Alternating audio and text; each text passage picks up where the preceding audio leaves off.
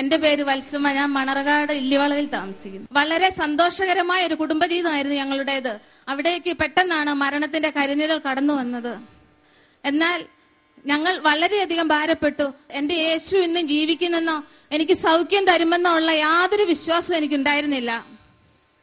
എന്നാൽ ഇന്ന് എനിക്ക് ഉറപ്പുണ്ട്, എന്റെ യേശു ഇന്നും ജീവിക്കുന്നു, അതുകൊണ്ട് ഞാനും ജീവിക്കുന്നു. 98 നവംബറിലാണ് പെട്ടെന്ന് എനിക്ക് അതിഭയങ്കരമായ ബ്ലീഡിംഗ് ഉണ്ടായി. ഞങ്ങൾ ഹോസ്പിറ്റലിൽ അഡ്മിറ്റ് ആകുന്നതോ അവിടെ വെച്ച് ഡോക്ടർ രാധാ ഹരിലാൽ എന്നെ ഓപ്പറേഷൻ ചെയ്തു. പെട്ടെന്ന് തന്നെ ബയോപ്സിയുടെ റിസൾട്ടും വന്നു. അപ്പോഴാണ് അറിയുന്നത് എനിക്ക് ഓൾ ബോഡി ക്യാൻസർ ആയിരുന്നെന്ന്.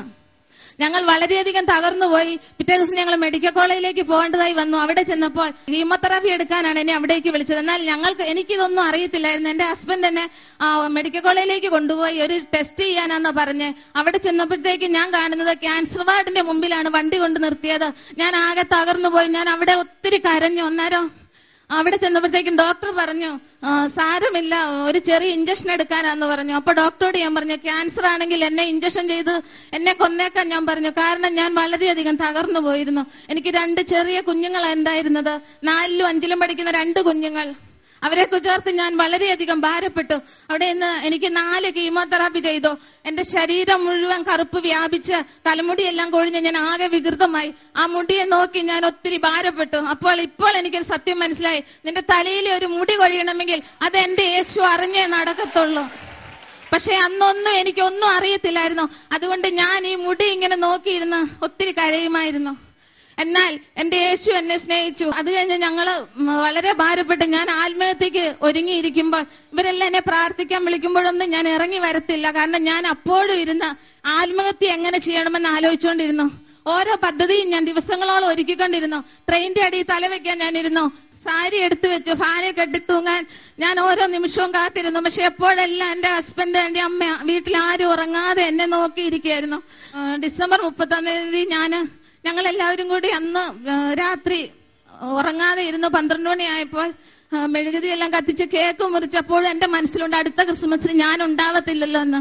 അങ്ങനെ ഞങ്ങൾ വളരെയധികം ഭാരപ്പെട്ടു. ഞാൻ പ്രാർത്ഥിക്കത്തൊന്നുമില്ല. എല്ലാവരും എന്നോട് പറയും ബൈബിളൊക്കെ വായിക്കാൻ പറഞ്ഞാലും ഞാൻ വായിക്കത്തില്ല. കാരണം എനിക്ക് യേശുവിനോട് ഭയങ്കര വെറുപ്പായിരുന്നു. എനിക്ക് എന്തിന് രോഗം തന്നുവെന്ന് ഞാൻ എപ്പോഴും ചോദിച്ചുകൊണ്ടിരുന്നു. പക്ഷെ ഇപ്പോൾ എനിക്കൊരു സത്യം മനസ്സിലായി. രോഗം തരുന്നത് ഒരിക്കലും യേശു അല്ല, സാത്താനാണെന്ന് എനിക്ക് മനസ്സിലായി. ഞാൻ ആത്മഹത്യ ചെയ്യാനൊക്കെ ഇരുന്ന അന്നേരം അപ്പോഴൊക്കെ എന്നോട് എല്ലാവരും പറയും ബൈബിൾ എടുത്ത് വായിക്കാം. അപ്പൊ ഒരു ദിവസം ഞാൻ ബൈബിൾ വായിച്ചുകൊണ്ടിരിക്കുമ്പോൾ എനിക്കൊരു വചനം കിട്ടി. 118-ാം സങ്കീർത്തനത്തിൽ 17-ാം വാക്യം. ഞാൻ മരിക്കുകയില്ല, ഞാൻ ജീവനോടെ ഇരുന്ന് യഹോവയുടെ പ്രവൃത്തികളെ വർണ്ണിക്കും. ഈ വാക്യം കണ്ടിട്ട് എനിക്കൊന്നും മനസ്സിലായില്ല. ഞാൻ ബൈബിൾ അടച്ചു വെച്ചു. കാരണം എന്റെ ജീവിതത്തിൽ ഒരിക്കൽ പോലും ഞാൻ ഈ വചനം വായിച്ചിട്ടില്ലായിരുന്നു. അത് കഴിഞ്ഞ് ഞാൻ ഉറങ്ങുമ്പോഴെല്ലാം ഈ വചനം എന്റെ മനസ്സിലേക്ക് വന്നുകൊണ്ടിരുന്നു. എന്നിട്ടും എനിക്കൊന്നും മനസ്സിലായില്ല. അത് കഴിഞ്ഞാണ് ജനുവരി 3-ാം തീയതി 99 തങ്കുബ്രദർ ടീം എല്ലാവരും കൂടി ഞങ്ങളുടെ ഭവനത്തിലേക്ക് എനിക്ക് വേണ്ടി പ്രാർത്ഥിക്കുവാൻ വേണ്ടി കടന്നു വന്നു. തങ്കുബ്രദർ വന്ന ഉടനെ പറഞ്ഞു, ഇതൊരു രോഗമല്ല, ഇതൊരു വ്യാധിയാണെന്ന് പറഞ്ഞു. ആ വാക്ക് കേട്ടപ്പോൾ തന്നെ എന്റെ മനസ്സിൽ എന്തോ ഒരു സമാധാനം കടന്നു വന്നു. കാരണം അതിനു മുമ്പ് പലരും വന്നേച്ച് എന്നോട് പറഞ്ഞു ഈ മാരകമായ രോഗം എന്ന് പറഞ്ഞു. അവരാരും എന്റെ തലയിൽ കൈവച്ചൊന്ന് പ്രാർത്ഥിച്ചു പോലും ഇല്ല. ഈ രോഗം എന്ന് പറയുമ്പോൾ തന്നെ എനിക്ക് എങ്ങനെ ആത്മഹത്യ ചെയ്യണമെന്ന് മാത്രമേ ഉണ്ടായിരുന്നുള്ളൂ. എന്നാൽ തങ്കൂർ വന്നിങ്ങനെ പറഞ്ഞു, യേശുവിന്റെ നാമത്തിൽ എന്റെ തലയിൽ കൈവച്ചു പ്രാർത്ഥിച്ചു. ആ നിമിഷം എന്റെ കാല് മുതൽ തല വരെ പെട്ടെന്ന് കറണ്ട് അടിച്ചൊരു അനുഭവം എനിക്കുണ്ടായി. ബ്രദർ പറഞ്ഞു, യേശു സൗഖ്യം തന്നിട്ടുണ്ട്, നിങ്ങൾ പോയി ടെസ്റ്റ് ചെയ്തോളാൻ പറഞ്ഞു. അങ്ങനെ ഞങ്ങൾ പോയി മംഗളത്തിൽ വന്ന് പോയി ടെസ്റ്റ് ചെയ്തു. അപ്പൊ ടെസ്റ്റ് ചെയ്യാൻ എഴുതി തരത്തില്ല. കാരണം ട്രീറ്റ്മെന്റ് വീണ്ടും നിൽക്കുക. ഫെബ്രുവരി 9-ാം തീയതിയാണ് റേഡിയേഷൻ ചെയ്യേണ്ട ഡേറ്റ് കിടക്കുന്നത്. അപ്പം ഡോക്ടർമാരും എഴുതി തരത്തില്ല. പിന്നെ ഞങ്ങൾ ഡോക്ടർ രാധാഹരിയാലിന്റെ അടുത്ത് ചെന്ന് ഈ വിവരം പറഞ്ഞു. ഇങ്ങനെ ദേവദാസന്മാർ വന്ന് പ്രാർത്ഥിച്ചു, എനിക്ക് യേശു സൗഖ്യം തന്നെന്ന് പറഞ്ഞു. അപ്പോൾ ആ ഡോക്ടർ എന്നോട് പറഞ്ഞു, മോളെ നിനക്ക് സൗഖ്യം കിട്ടുന്നെങ്കിൽ അതിൽ ഏറ്റവും കൂടുതൽ ഞാൻ സന്തോഷിക്കുന്നു. ഞാൻ 2 കുഞ്ഞുങ്ങളെ കണ്ട് അവർക്ക് ഭയങ്കര പ്രയാസമായിരുന്നു. അങ്ങനെ അവരെനിക്ക് പെട്ടെന്ന് എഴുതി തരുകയും ഞങ്ങൾ മംഗളത്തിൽ ചെന്ന് വീണ്ടും ടെസ്റ്റ് ചെയ്യുകയും ചെയ്തു. അപ്പോൾ എനിക്ക് ഒരു അണു പോലും ഇല്ലാതെ പൂർണ്ണ സൗഖ്യം കർത്താവ് തന്നു. പിന്നീട് ഇന്നു വരെ എനിക്ക് ഈ രോഗം വന്നിട്ടില്ല. ഞാൻ റേഡിയേഷൻ ചെയ്തിട്ടുമില്ല. ഞങ്ങൾ വളരെ തകർന്ന ഒരവസ്ഥയിലായിരുന്നു. അതിൽ നിന്നെല്ലാം ഞങ്ങളെ യേശു വിടുവിച്ചു.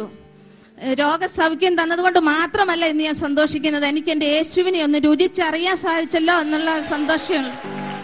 ചോദിച്ചതിലും നനച്ചതിലും അത്യന്തപരമായിട്ട് തന്ന് ഞങ്ങളെ അനുഗ്രഹിച്ചു. ഞങ്ങളുടെ കുഞ്ഞുങ്ങളുടെ വിദ്യാഭ്യാസം മാനിച്ചു. മോനും മോളും ഇന്ന് ഹൈദരാബാദിൽ, മോൻ 3ാം വർഷം നഴ്സിംഗും മോള് ഫസ്റ്റ് ഇയർ നഴ്സിംഗും പഠിച്ചുകൊണ്ടിരിക്കുന്നു. അവിടെയും കർത്താവ് ഞങ്ങളെ മാനിച്ചു. മോക്ക് BSc നഴ്സിംഗിന് പോകണമെന്ന് ഞങ്ങൾക്ക് ഒരു നിവൃത്തിയില്ലെന്ന് അവളുടെ പപ്പ പറഞ്ഞപ്പോൾ അവൾ കരഞ്ഞുകൊണ്ടിരുന്നപ്പോൾ ഞാൻ പറഞ്ഞു, എന്റെ മോളെ, നീ ഈ ലോകത്തിലെ പപ്പായല്ലേ നിന്നോട് പറഞ്ഞത്, നീ സ്വർഗത്തിലെ പപ്പായോട് നീ പറയാൻ പറഞ്ഞു.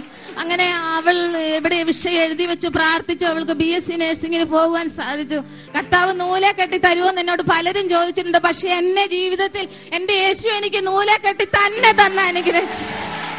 അതുകൂടാതെ 2006 ഞങ്ങൾ 10 പവന്റെ സ്വർണം മണർകാട് സ്റ്റേറ്റ് ബാങ്കിൽ ഞങ്ങൾ പണയം വെച്ചു. എന്നാൽ അത് എടുക്കുവാൻ യാതൊരു നിവൃത്തിയില്ലാതെ സണ്ണിബറിനോട് ഞങ്ങൾ ഒരു ദിവസം വീട്ടിൽ വന്നപ്പോൾ പറഞ്ഞു, ബ്രദറെ, സ്വർണ്ണമൊക്കെ ബാങ്കിൽ ഇരിക്കും, ഒന്ന് എടുക്കാൻ പ്രാർത്ഥിക്കണം എന്ന് പറഞ്ഞു. ബ്രദർ പറഞ്ഞത്, എടുക്കും സഹോദരി, ഭാരപ്പെടണ്ടെന്ന് പറഞ്ഞു. അത് കഴിഞ്ഞ് പുതുപ്പള്ളി മീറ്റിംഗ് നടന്നുകൊണ്ടിരിക്കുമ്പോൾ തോമസുട്ടിയോർ പറഞ്ഞു, ഈ ആഴ്ച നിങ്ങൾക്കൊരു അത്ഭുതം പ്രതീക്ഷിക്കാൻ, നിങ്ങൾ കടഭാരം വെക്കേണ്ട, കൈ ഉയർത്തിക്കോളാൻ പറഞ്ഞു. അത് കേട്ടപ്പോൾ ഞാൻ കൈ ഉയർത്തി പ്രാർത്ഥിച്ചു. ആ ആഴ്ച തന്നെ ഞങ്ങൾ അറിഞ്ഞു ഞങ്ങളുടെ പേരും 42,500 രൂപയ്ക്ക് പണയം വെച്ചതാണ്. 45,000 രൂപ ഞങ്ങളുടെ ബാങ്ക് എഴുതി തള്ളി. സ്തോത്രം കിട്ടാതെ എനിക്ക് എന്റെ യേശുവിനെ എത്ര സ്തുതിച്ചാലും മതി വരത്തില്ല. കാരണം നിങ്ങളുടെ മുമ്പിൽ ഇന്ന് മുഴുവൻ പറഞ്ഞാലും ഞങ്ങളുടെ യേശു ഞങ്ങൾക്ക് ചെയ്ത നന്മ പറഞ്ഞാൽ തീരത്തില്ല. ദിനം പ്രതി ഞങ്ങളെ കർത്താവ് അനുഗ്രഹിച്ചുകൊണ്ടിരിക്കുക. കാരണം എന്നാൽ ദൈവത്തെ സ്നേഹിക്കുന്നവർക്ക്, നിർണയപ്രകാരം വിളിക്കപ്പെട്ടവർക്ക് സകലവും നന്മയ്ക്കായി കൂടി വ്യാപരിക്കുന്നുണ്ട്. ആ വചനം, ഈ ദേവദാസന്മാര് പറയുന്ന ഓരോ വചനങ്ങളും ഒരു പൊട്ടനെ പോലെ ഞാൻ ഏറ്റെടുക്കുമായിരുന്നു. അത് കഴിഞ്ഞ് ഞാൻ വീട്ടിൽ ചെന്നേച്ചു പറയും, യേശുവിന്റെ നാമത്തിൽ കടഭാരം മാറിയതിനായി സ്തോത്രം പറയും. അപ്പോഴെല്ലാം എന്റെ യോജാനും പിള്ളേരും അത് കേട്ട് അന്തിച്ച് നിൽക്കും. എന്നാന്ന് വെച്ചാ ഞാൻ ഈ ഉപവാസപ്രാർത്ഥനയ്ക്ക് വന്നിച്ച് കേട്ടേച്ചി എന്ന് പറയുന്ന അവരോർക്കും ഇവക്കെന്നാ വട്ടായോ എന്ന് ഓർക്കും. എന്നാൽ ഞാനത് ദിവസവും പറഞ്ഞുകൊണ്ടിരുന്നു. ഇപ്പൊ ഞങ്ങൾ ഏത് വിഷയമാണെങ്കിൽ ഞങ്ങളത് കൈ കോർത്ത് പിടിച്ച് പ്രാർത്ഥിക്കും. സ്വർഗത്തിന്റെ താക്കോൽ നമുക്ക് തന്നിട്ടുണ്ട് ദൈവമക്കളെ. സ്തോത്രം യേശുവേ, സ്തോത്രം കർത്താവേ, സ്തോത്രം.